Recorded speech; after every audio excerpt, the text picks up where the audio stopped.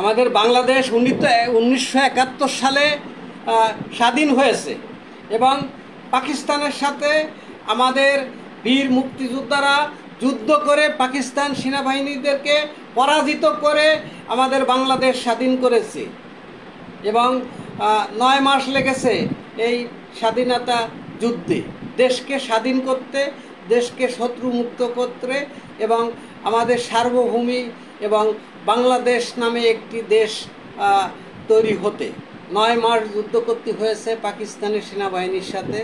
তারপরে আমরা স্বাধীনতা লাভ করেছি, আমাদের বাংলাদেশ হয়েছে। এবং দ্বিতীয় যে স্বাধীনতা, আপনার বৈষম্য বিরোধী যে সূর্য সন্তানরা দ্বিতীয় স্বাধীনতা এনেছে এবং এই দ্বিতীয় স্বাধীনতায়ও কলি 9 মাস কেটে যাচ্ছে এবং এই যুদ্ধকলি শেষ হচ্ছে না।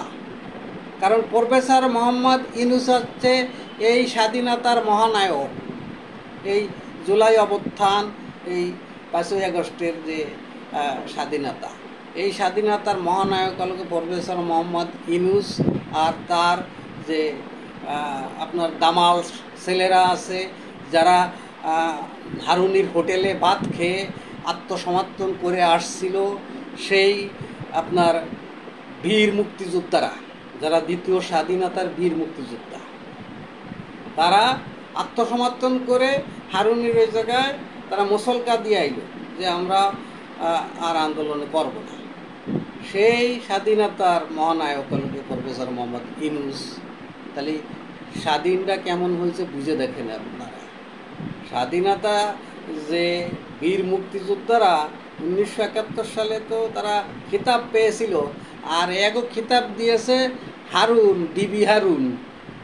কারণ এগো আটকে সাইন রেখে দিয়েছে, এরা আত্মসমর্পণ করেছে হারুনের কাছে, আর এরা বলে দ্বিতীয় স্বাধীনতা লাভ করেছে। একটা সার্বভৌমত্ব স্বাধীন দেশকে আপনারা পিরিয়াবাড়ি স্বাধীন করেন, আর প্রফেসর মোহাম্মদ ইউনূস বলে যে অত পুরনো কথা এখন আর ভালো লাগে না, এখন এই নতুন স্বাধীনতার কথা বলো। এটা একজন সিএনএনের একজন সাংবাদিক জার্নালিস্টকে এই কথা উনি বলছে, আপনার জাতিসংঘে সাক্ষাৎকার দিচ্ছে। তাহলে চিন্তা করা যায় উনি কত বড় স্বাধীনতার মহানায়ক। এটা হচ্ছে সেই স্বাধীনতা। 9 মাস যুদ্ধ করে বাংলাদেশ স্বাধীন হয়েছিল 1971 সালে, আর 9 মাস এই প্রফেসর মোহাম্মদ ইউনূস যুদ্ধ করতেছে বৈষম্য বিরোধী বিরুদ্ধে। কি বৈষম্য বিরোধী যুদ্ধ করতেছে? উনি সংস্কার করতেছে, কুসংস্কার করতেছে, উনি বহিষ্কার করতেছে, উনি তিরস্কার করতেছে, উনি পুরস্কার দিচ্ছে। কাগো দিচ্ছে যারা 1971 সনে স্বাধীনতা যুদ্ধে বাংলাদেশের বিরোধিতা করছিল, তাইকেও উনি পুরস্কৃত করতেছে। প্রফেসর মোহাম্মদ ইউনূস এই দ্বিতীয় স্বাধীনতার মহানায়ক। এই হচ্ছে ওনার স্বাধীন সার্বভৌমি, ওনার দ্বিতীয় স্বাধীনতার সেই নমুনা। আমরা তার ফসল ভোগ করতেছি। এবং আমাদের বাংলাদেশে প্রফেসর মোহাম্মদ ইউনূস এই 9 মাস শাসন করেছে বাংলাদেশ। 9 মাস শাসন করার পরে আমরা এমন স্বাধীনতা পাইছি, আমরা এখন ঘর দিয়ে বেরোতে পারতেছি না। আমরা এখন যদি পথে ঘাটে কথা বললে সেখানে চড়, থাপ্পড়, মায়ের, কিল, ঘুষি। প্রফেসর ইউনূসের স্বাধীন দেশে এখন আর বাঙালির কোনো নিরাপত্তা নাই। তাহলে কেমন স্বাধীনতা প্রফেসর মোহাম্মদ ইউনূসের এই বাহিনী এনে দিল, আর সেই স্বাধীনতা এখন ভোগ করতে হচ্ছে পুরো জাতিকে। প্রফেসর মোহাম্মদ ইউনূস যেরকম 1971 সালের স্বাধীনতায় 30 লক্ষ লোক শহীদ হয়েছিল, এবং ওনার দ্বিতীয় স্বাধীনতায়ও লোক শহীদ হয়েছে 2000-এর একটু কম, সেটা মাহফুজ সাহেব বলেছে মিডিয়ায়। আর বেকারত্ব বেড়েছে অনেক, প্রায় 1/2 কোটি বেকারত্ব বেড়েছে এই 9 মাসে ওনার দ্বিতীয় স্বাধীনতায় প্রফেসর মোহাম্মদ ইউনূস।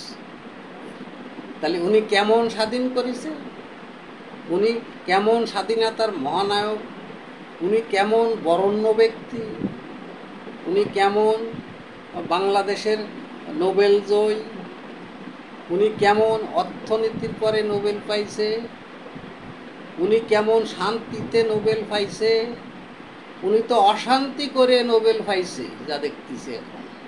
বাংলাদেশের মানুষ এই মুহূর্তে চরম অশান্তি ভোগ করতেছে ওনারে নিয়ে। বাংলাদেশে যদি এই মুহূর্তে কোনো ভোট হয় যে প্রফেসর ইউনূসের পক্ষে কত পার্সেন্ট লোক দাঁড়াবে, আপনার মনে হয় শতকরা 5% লোকও দাঁড়াবে না প্রফেসর মোহাম্মদ ইউনূসের পক্ষে। কিছু কিছু লোক পলিটিশিয়ানভাবে দাঁড়াবে, যারা বিগত সরকারের সাথে পাইট ছিল, তাইরা প্রফেসর ইউনূসের পক্ষে দাঁড়াবে, মনের থেকে না, রাষ্ট্রীয় হিসেবে না, তারা দাঁড়াবে তাদের একটা মানে কাউন্টার, যে তীব্র কাউন্টার প্রতিশোধ নেওয়ার জন্য। আসলে প্রফেসর মোহাম্মদ ইউনূসের কোনো জনপ্রিয়তা বাংলাদেশে নাই এই মুহূর্তে। সে এখন আছে ইসের পরে, মানে হাই হতাশের পরে আছে কখন জানি কি হয়। ভালো থেকেন। বাংলাদেশ।